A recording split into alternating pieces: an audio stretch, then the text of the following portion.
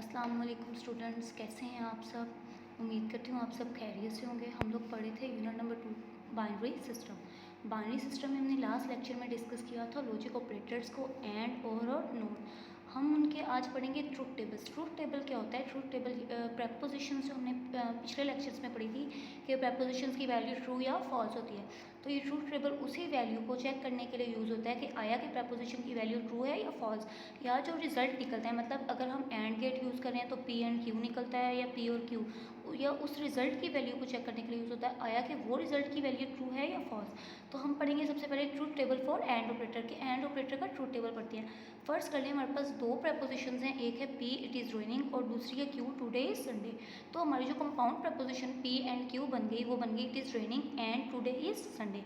जब हमने इसका ट्रूथ टेबल बनाना है तो हमने इसमें सारी पॉसिबल वैल्यूज़ लेनी है जो जो इनकी पॉसिबल वैल्यूज़ हो सकती है। फर्स्ट करें पहली तो यही होगी कि P is equal it is raining, ये भी ट्रू है और क्यू भी ट्रू है। तो जो हमारी कंपाउंड प्रोपोजिशन आई है, जो हमारा रिजल्ट आया है, ये भी दोनों ट्रू होने की सूरत में हमें पता है जब एंड में दोनों ट्रू हों तो रिजल्ट भी हमेशा ट्रू आता है, तो ये ट्रू होगा। लेकिन अगर ये बात सही है पी इट इज़ रेनिंग लेकिन टुडे इज़ नॉट संडे, लेकिन संडे आज नहीं है, ये फॉल्स हो जाती है, तो क्या रिजल्ट होगा?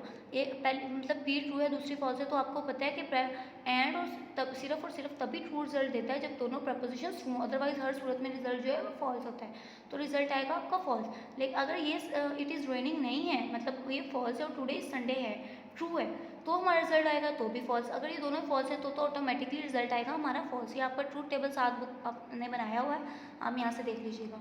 उसके बाद हम पढ़ते हैं ट्रूथ टेबल फॉर द और ऑपरेटर। मतलब एक हमारे पास है पी इट इज़ रेनिंग और क्यू है हमारे पास टुडे इज़ संडे। तो हमारे पास जो प्रेपोजिशन हैं पी एंड क्यू, उनकी क्या वैल्यूज़ होंगी और जो प्रेपोजिशंस की वैल्यूज़ पर डिपेंड करके जो रिजल्ट की वैल्यू है वो क्या वैल्यू आएगी। अब हमने देखना है कि पी जो है इट इज़ रेनिंग ये भी ट्रू है और क्यू जो है इट इज़ संडे ये भी ट्रू है, तो क्या होगा? तो आंसर भी हमारा पी और क्यू ट्रू आएगा।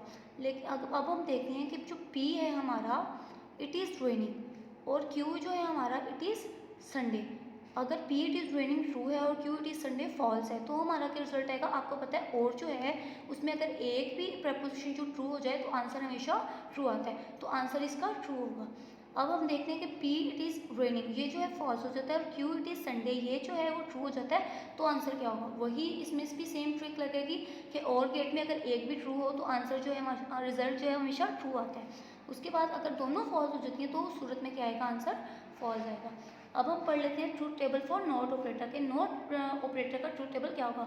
हमने पढ़ा था कि जो नॉट ऑपरेटर है वो दो वैल्यूज़ को कंबाइन नहीं करता, बल्कि क्या है, नेगेशन ऑपरेटर है। अगर एक पी है और वो पी की वैल्यू ट्रू है तो ये नॉट पी उसको फॉल्स कर देगा, और अगर पी एक मतलब प्रपोजिशन है उसकी वैल्यू फॉल्स है तो उसको ट्रू कर देगा।